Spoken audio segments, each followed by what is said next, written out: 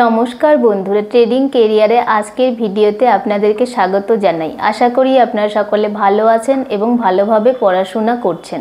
আজকে আমি আপনাদের সঙ্গে আমার 25 ইএমএ স্ট্র্যাটেজি নিয়ে আলোচনা করব। চলুন চার্টে যাওয়া যাক।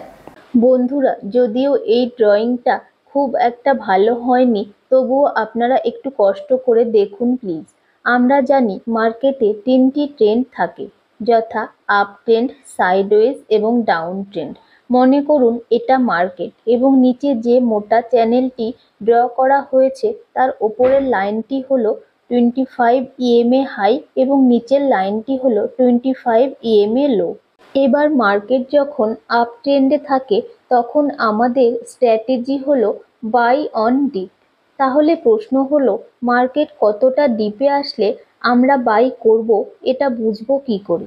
এই প্রশ্নের উত্তরটাই হলো 25 ইএমএ স্ট্র্যাটেজি। মার্কেট যখন কিছুটা আপ মুভ করে ফেলবে তখন আমরা পুল ব্যাকের জন্য ওয়েট করব এবং পুল ব্যাক করে মার্কেট যখন 25 ইএমএ হাই লো জোনের ভিতরে চলে আসবে তখন আমরা অ্যালার্ট হয়ে যাব।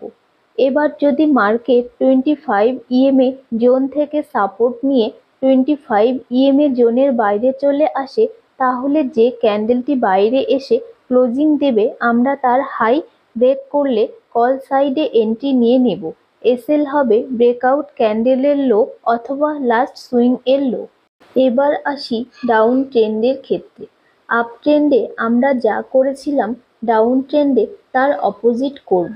অর্থাৎ মার্কেট যখন ডাউন সাইডে কিছুটা মুভ দিয়ে দেবে তখন আমরা পুল ব্যাকের জন্য ওয়েট করব এবং পুল ব্যাক করে যখন 25 ইএমএ জোনে এসে রেজিস্ট্যান্স ফেস করবে তখন আমরা পুট বাই করব। এবার আসা যাক সাইডওয়েজ মার্কেটে।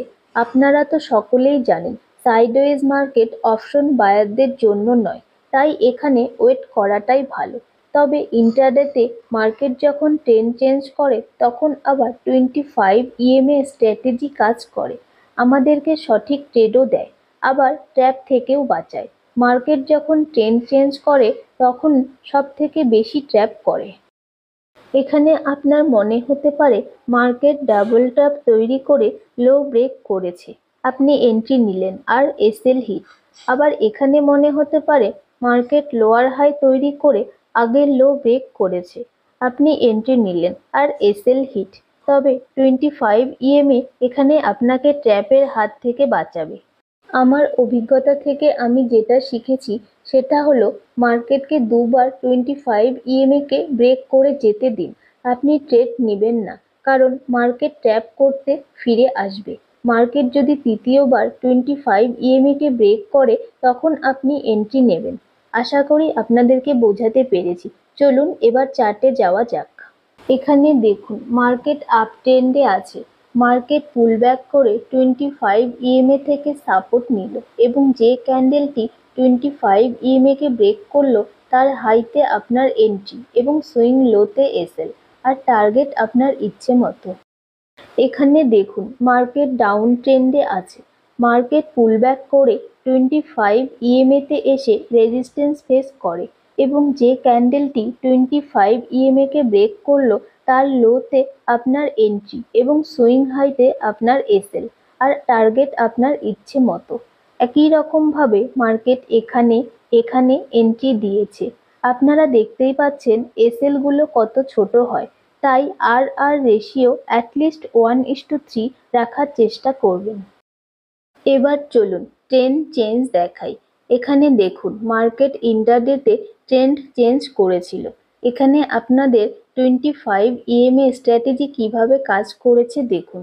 মার্কেট 25 ইএমএ কে একবার দুবার স্ট্রংলি ব্রেকআউট করার পর যখন তৃতীয়বার ব্রেকআউট করলো তখন ওই ক্যান্ডেলের হাইতে আপনাদের এন্ট্রি, সুইং লোতে এসএল এবং টার্গেট অ্যাটলিস্ট 1:3।